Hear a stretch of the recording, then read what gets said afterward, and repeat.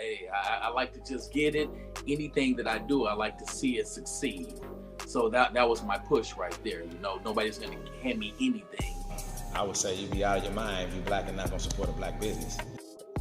When you say I'm gonna leave a footprint or a mark in life, what does that look like?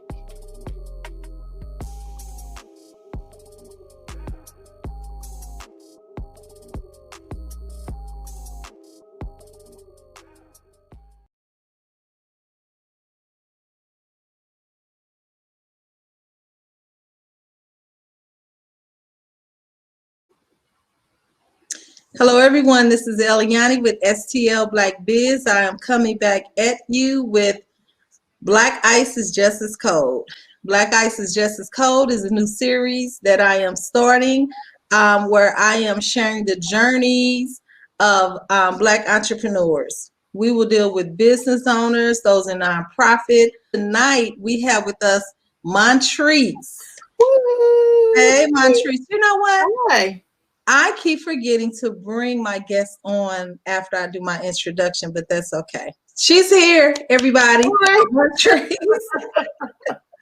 you all have to bear with me. This is my third interview, so bear with me. So, Mon Trice, we can just dive right in. Tell us more about who you are. Oh my gosh. How much time you got? Yeah, we got time. First of all, I'm a wife.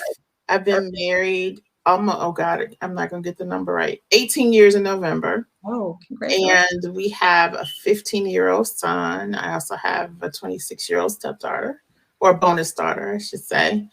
I also wear a lot of hats on the other side on the professional side. So I'm a publisher. I publish books, and I'm the author of 4 books, and 3 of those are published.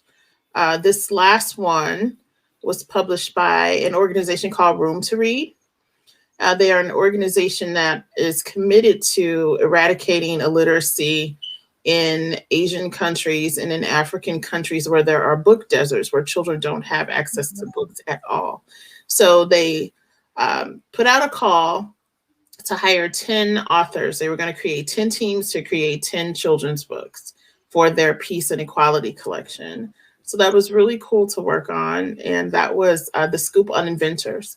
It's a really cool story, and it's free on my website. It's a digital book. It will remain free, but it's almost like 2 stories in one. I showcase various Black inventors that you don't typically hear about, like Alice Parker, who invented the central heating system. So every time you turn on your heat this month and it gets really cold, thank Alice Parker, an African-American woman in 1919. She received a patent for her central heating system that allows heat to be transferred in different areas through the ductwork. So I didn't know that until I was an adult. So those are people that I have showcased in the story. But the story is about a father and a son, African-American father and son, and he comes home and he's a little upset because they talked about inventors at school, and none of them were African-American. So he comes home and he's like, what's up with that? Because we talk about this all the time, and our school books make it look like we didn't do anything at all. So as they're preparing for Mom's birthday party, Dad starts to point out all the things that they're using in preparation for the event that were created by African-American inventors. So it's kind of like, it's a story, it's somewhat of an adventure, and it's educational all at the same time. So that was my contribution to the collection. All of them are really beautiful books in their own right, and they are free on, I don't know if I can give a plug, literacycloud.org. Yes, definitely. Okay. So it's literacycloud.org, and they have more than 400 titles there. All diverse books that are absolutely free. I am a real estate agent. I'm on the commercial side. Tell us more about, because and that's one thing I want to let you all know. This woman, she's an entrepreneur. She's an author. Tell us, let's talk about Focus GSD. Oh, duh. Yes, Focus GSD. Okay, so Focus it's an amazing story. So a friend of mine came to town August 2020, and we met at Healthy Habits, which is another Black establishment right off of Parker Spur, if you're in the St. Louis area. It's a smoothie shop and a health shop. So we met there to have smoothies, and we were just catching up because we hadn't seen each other in a while. And so she had accomplished a lot of things. I had accomplished a lot of things since the last time that we had talked. And in the course of our conversation, I said, wouldn't it be wonderful if we could just have a whole group of like-minded people always getting stuff done? Just accomplishing their goals and whatnot, because I found the conversation very uplifting and we were really in support of one another.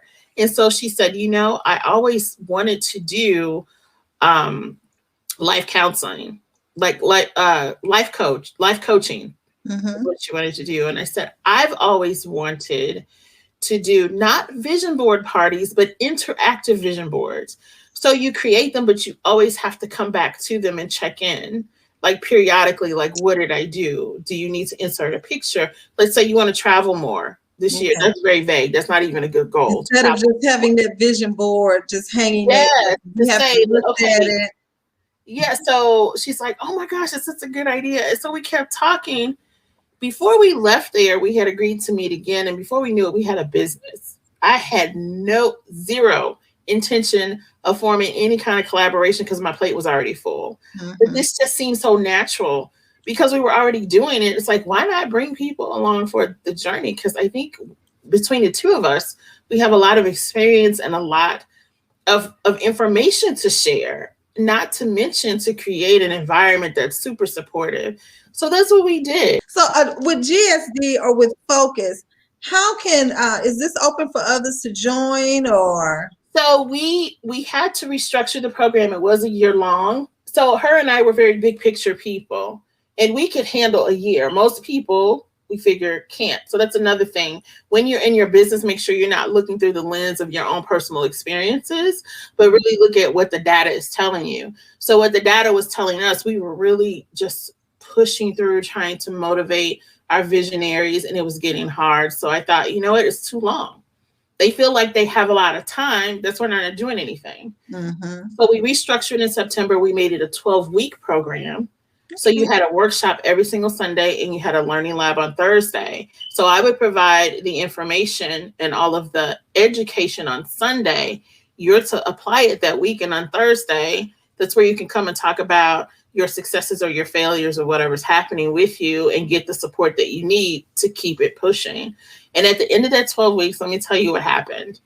Our visionaries are so phenomenal. There was a woman there who had been trying to write a book for 8 years. She wrote a book in 12 weeks.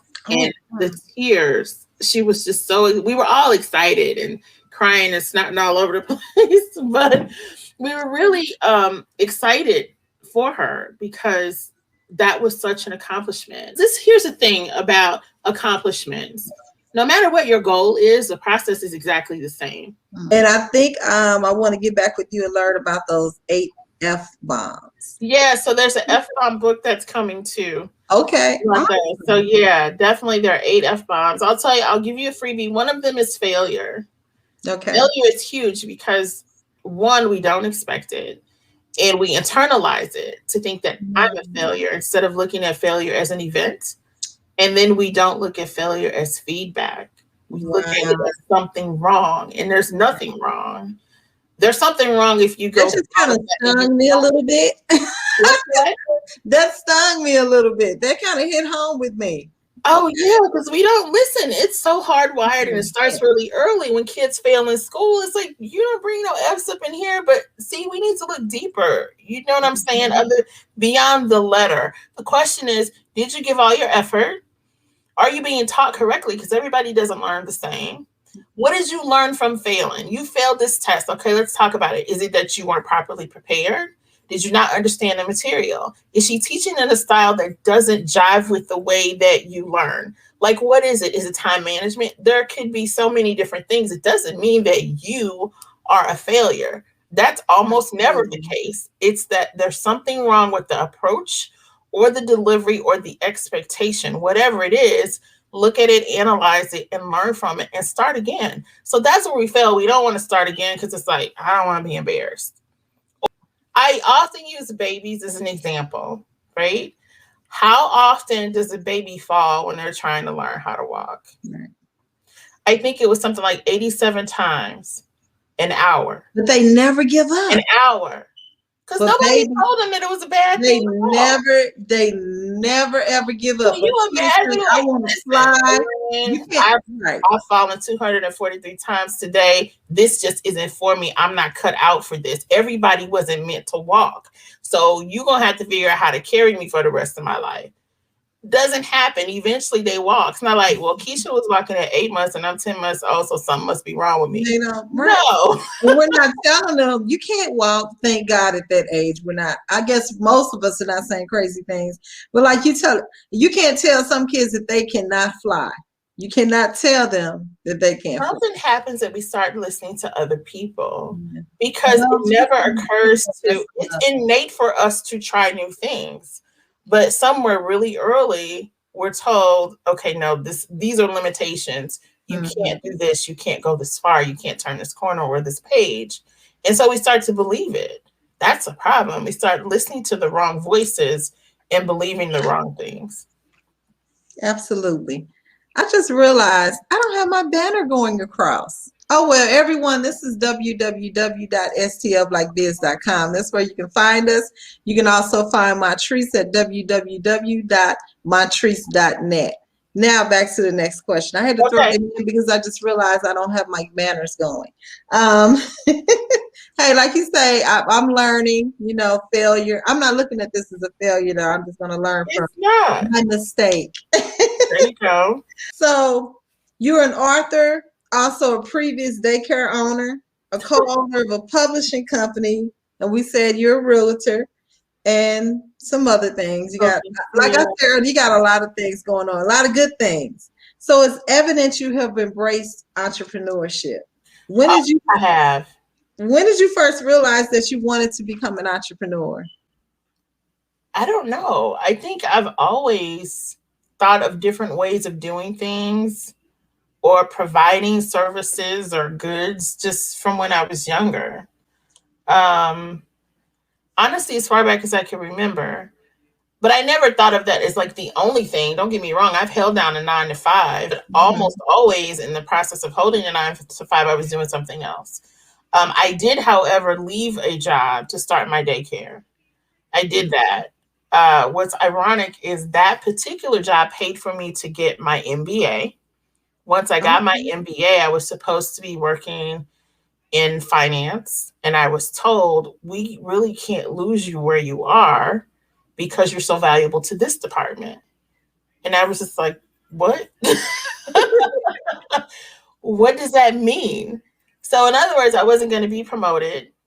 Any of that conversation that we had before was kind of null and void. And I had a decision to make. It's like, okay, so do you want to stay here and do this? Like after going through all of that, you wouldn't be using your degree at all. So I was really torn. And my husband was like, look, just quit and start your own stuff. I'm like, what? It's like, quit. He's like, I got us, just quit. And that was that was hard. And for the longest time, we only had one family, one kid. And I remember one day I was scared because I thought, what the heck did I just do? And he's crying and I'm crying and we're rocking and up here crying together. By July, I was completely full. Like suddenly I was full to the point I had to hire an assistant and all these things. And it's like, wow. Now it doesn't seem like it was that long ago where I only just had the one. But then when you get your second one, it's like, okay, things are happening. But then all of a sudden I had 5 families at once come in addition to the 2. And then there were too many for me to do alone. So I'll never forget my assistant. It was Miss Gertie, an elderly African-American lady. And she was so funny. But she helped us out quite a bit because we were going to expand and move out and get a whole building and everything. So that was the daycare, Mother's Touch Daycare. I see that you're one of the writers in the Peace and Quality book collection. Yeah. So people are approaching you. So here's the thing. So have you ever heard of Imposter Syndrome? No, I have not. So that happens when you're new at something. So when I wrote my first book, Changing Seasons, and I remember the first time somebody called me an author, and I was just like, I cringed because I felt like I'm not I'm not really an author, right? I just wrote a book. Like, I wasn't accepting of the title yet. Now, mind you, I had been writing a news column for years, and it wasn't that I didn't have any experience writing. I just didn't have any experience in the children's book genre of writing. And so it took me a long time to actually embrace the title of being an author. So by the time I got to the second book, it was like, okay, yes, I'm a children's book author at this point. But initially it was hard to embrace when people would say that. Okay. So I could say it's safe for me to say that you like a challenge. Yes. So I do and I don't. So I'm that person. I may have 60 days to do something, and I'm probably not even going to pick it up to look at it until day 40, because there's something about the pressure of having to perform that makes me perform my best. So tell me this, being in the world of publishing and children's book publishing, what advice would you give to someone who's interested in writing children's books? First of all, study the genre. Right. There are far too many people who feel like, I mean, it's a kid's book and it's short, so how hard could it be? Well, it is hard. It's very hard because you've only got so many pages to create a story, and it needs to be a story. You need to have a beginning, a middle, and an end.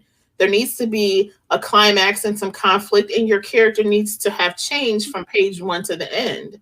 So a lot of times people will want me to critique their book, but before I pick it up, I'll start talking to them about what is and is not a children's book, so that it's not personal, right? So kids' books, the goal is to make them fall in love with reading. So with children's literature, we must first entertain, and the teaching part is a byproduct of the entertainment, not the other way around. What adults want to do typically is, oh, I have a message that I want to give to the kids, or I want the kids to be able to learn XYZ. Well, that's not really what our children's literature is for.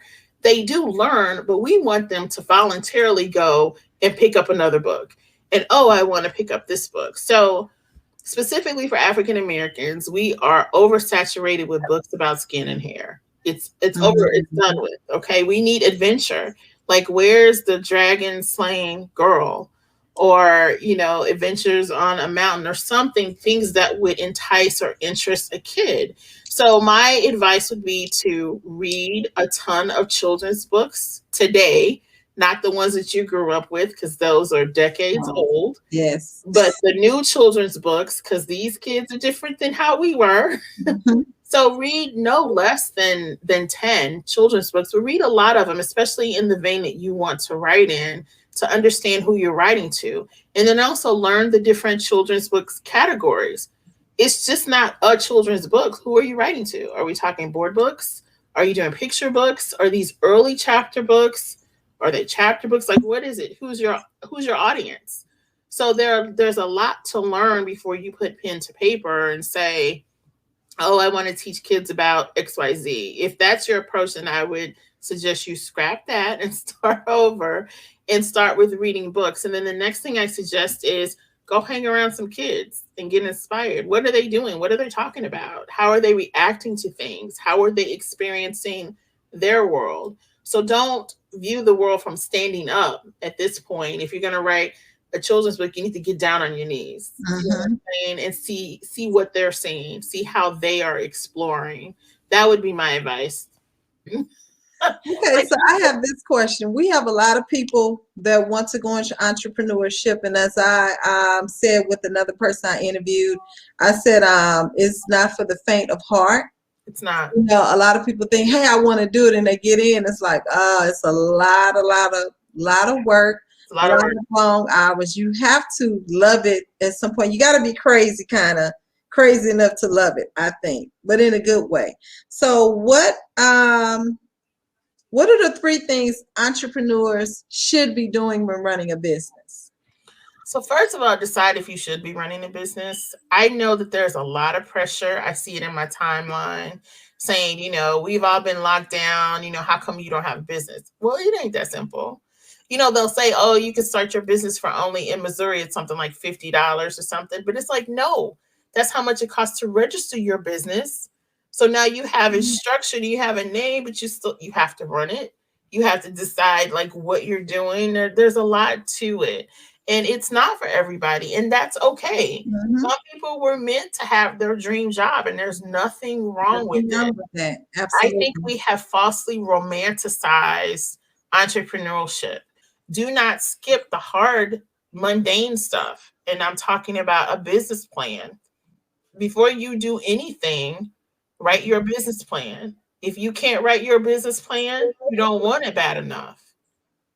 Yeah, I've heard people sometimes, I don't need a business plan. I just dove right in. No, you do. And I'll tell And you, it's a guide.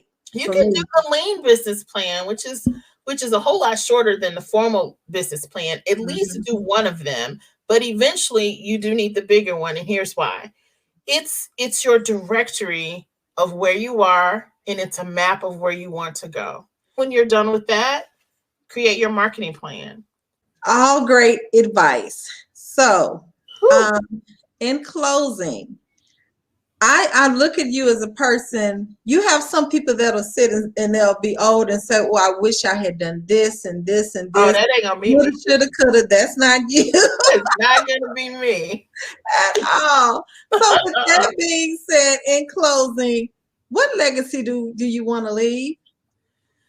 So for who though? So for my son, it's like, look, these books are gonna be valuable when I'm dead, because that's just how it goes. Like, people appreciate works more when you're gone. Edgar Allan Poe was broke when he was alive, but when he died, suddenly his works were worth so much. So one, the writing is because I love it, but it's also another stream of income that's kind of passive. That book I wrote 10 years ago is still bringing in money today. So for him, I want to leave that. Now, he's not a writer. He's more science and math, and mom is not. And I was like, really? Science and math? Anyway, I want to leave that to him. But I want for people to know that anything is possible. Like, and that sounds so cliche, but honestly it is, and that you have choices. You are never stuck. You really are never stuck. Now, the options may be difficult, and they might not be pleasant or something that you want to do. But if you sit with it long enough, there's always a way. So before you think about giving up, just start writing out different ways to change your situation or something that you can do differently. How much time we got? We got time. Huh? We got time. Okay. We're good. I'm going to take a sip of water. You know what? You have hit on so many topics tonight. We've talked about. I'm all over the place. No, it's good. I appreciate you tonight. I appreciate you for joining me and joining us. I am going to have you back again, because I'm sure there's going to be something else I'm going to read and go, oh, we need to talk about that. I got a list of names of folks that I'm checking out and looking at, and I'm sure you are on the list. So, appreciate it. It was really fun tonight. So in closing, I'm Eliani, STL Black Biz. You can reach me at www.stlblackbiz. We're STL Black Biz on Facebook, Instagram, and Twitter. And Mon Trice, where can we reach you? It's right there next to my name. It's www.montrice.net. Okay, is that where we can find your books? Yep, you can find my books, my writing classes, and you can contact me from there too. And can you give us any other links where we can find your writings and links that you mentioned earlier? Yes. So Room to Read, the digital book, is on literacycloud.org. It's all together, literacycloud.org. Okay, so guys, I want to thank you all again for tuning in to STL Black Biz presents Black Ice is Just as Cold, where we as Black entrepreneurs and business owners and nonprofits and people and authors just doing our thing, because our ice is just as cold as the others. Okay, I like that. Thank you. So with that, we are out, and I will see you all later. Bye. Thank you. Thanks.